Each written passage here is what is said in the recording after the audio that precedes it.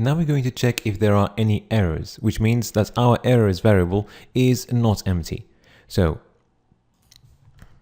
let's add a comment here. So if there are any errors, we're going to print an error.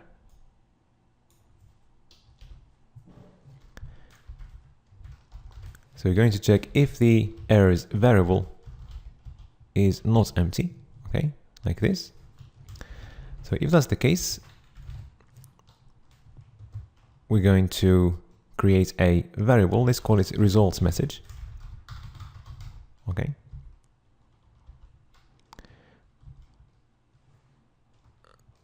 So this variable is going to contain our errors variable with some decoration. So let's create a div. Okay.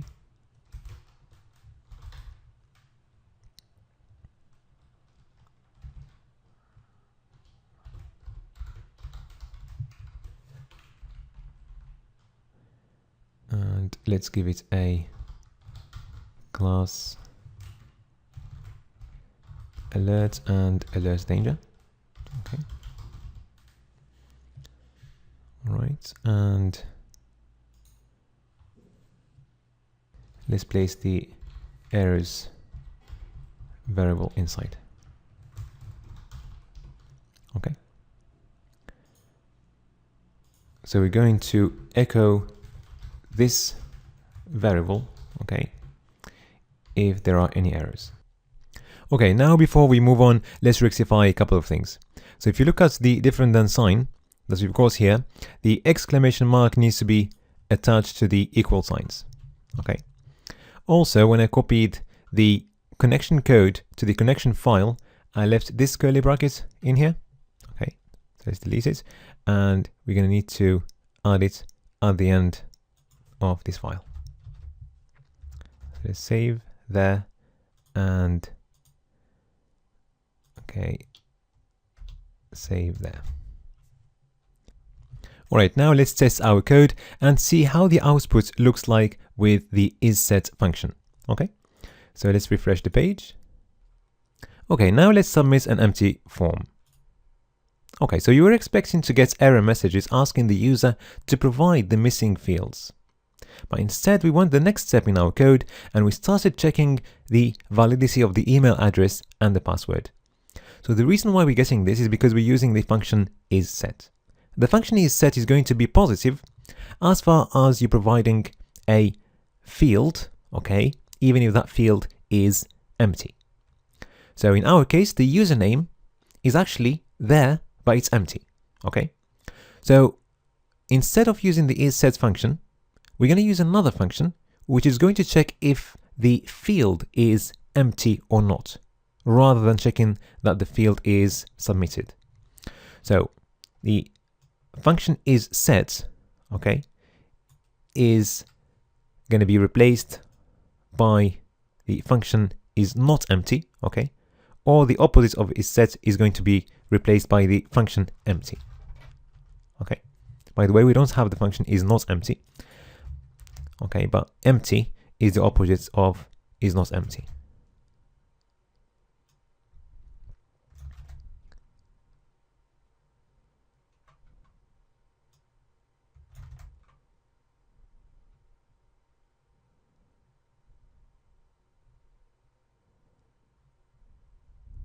Okay, now let's save and refresh the page again. Now let's submit an empty form again. And now we are getting the error messages that we were expecting. Okay, so we see that the username is missing and we're asked to enter a username. Same for the email address and the password. Okay, so now let's provide a username. Okay, we've got only a couple of error messages for the email and password. Now let's provide only the first password. Okay, so we're not verifying the requirements of the password. Okay, so let's provide a good password with the right requirements.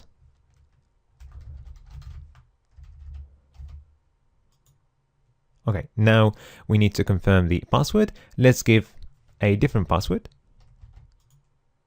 Okay, so now our errors work. Okay, and we're getting the right error messages. Okay. Now, let's move to the next step, okay, and see what we're going to do if we don't have any errors. All right, so if we don't have any errors, we're going to prepare variables for the queries. This means that we're going to clean our variables before we put them inside any query to avoid any SQL injection, okay? So the variables we're going to prepare are going to be the username, email address, and password, okay?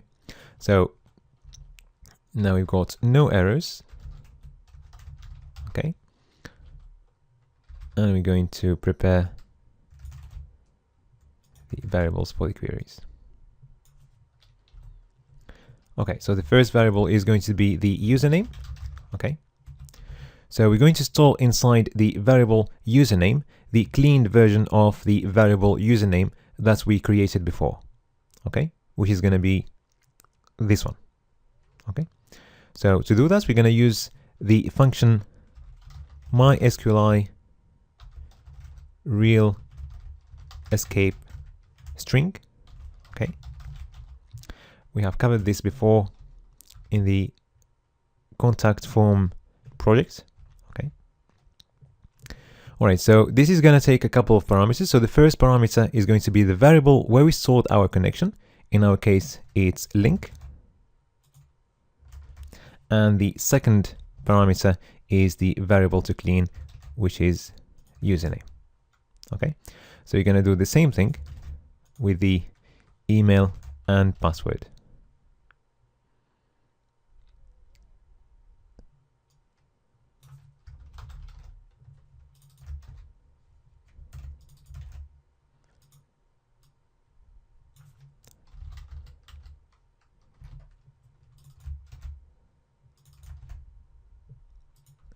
Okay. Now for the password, we're going to need to encrypt our password, as we're not going to be able to store our password like this in plain text, okay? That's not the good practice. We always need to encrypt passwords using a strong encrypting or hashing function, okay? I'm going to come back to the password in a bit, all right? Now we're going to check if the username provided by the user is already registered in our database, okay? So that's going to be the first step. All right. So to do this, we're going to create a query. Okay. We're going to store it in the variable that we're going to call SQL. So the query is going to be as following. So we're going to select all the records, okay, from our users table. Okay. So the name of the table is going to go inside single quotes. Okay. And the condition is going to be where the username is equal to the value provided by our user. Okay. So that value is the variable username. Okay.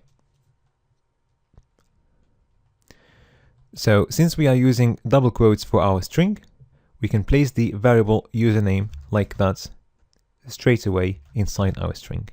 Okay. So that's our query.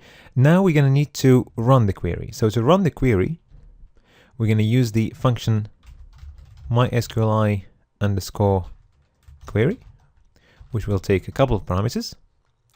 Okay. So again, the first parameter is our link variable where we store the connection, and the second variable is the query itself. Okay, and then we're going to store the result inside a variable that we're going to call results. All right, so now we're running the query. Now let's check if the query is successful. Okay, so if the query is not successful, the result of the function mysqli query is going to be false. Okay, otherwise we're going to get an object. So to check if the query is not successful, okay, we're going to check the opposite of results. Okay,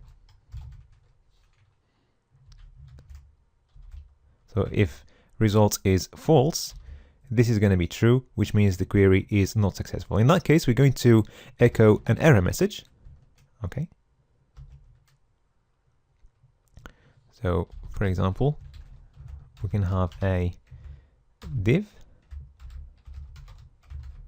okay, saying something like error running the query. Okay. I would recommend you always check that the query has run successfully before you check the results inside the query. Okay, that's really important. Okay, and let's style our div by giving it a class. So let's give it a class alert and alert danger. Okay. All right. Also, once we echo the error, we can exit the whole code using the exit function, okay? As we don't need to move to the remaining of the code, okay? Only one comment would need to place the value of the username in our query inside single quotes, just like this, okay? All right. Now, if the query is successful, we're going to check how many records we've got in the result of our query. So to do this, we're going to use a function called mysqli number of rows. Okay. So this function is going to take the result object. Okay. Here's the result of our query. Okay. And let's store this inside another variable, and let's call this variable results. Okay. So now we're going to check if results is different than 0. Okay. So to do this, we can just place the results in the condition of the if statements. Okay. Just like this. Okay. So this is going to be true if it's different than 0. So if that's the case, we're going to add to the errors variable another paragraph, or just echo directly an error. Okay.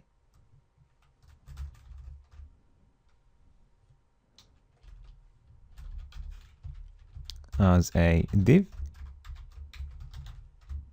So let's write something in a div like that username is already registered. Do you want to log in? Okay. So let's decorate our div using a class alerts and alert danger.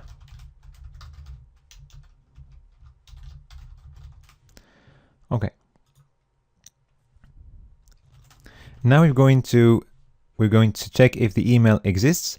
So you've got a couple of choices. So either you can exit the code here, okay, right after the error, okay. Otherwise, you can use the else statement, okay, for following the if statement, okay. So I'm going to go for the exit option. So now we're going to check if the email is there, then we're going to print an error if the email exists. Okay. So to do this, we're going to create a query the same way we've done with the username. Okay. And then we're going to follow exactly the same steps. So I'm just going to copy this code and then change it for the email. Okay, so the query is going to be using the email rather than username. Okay.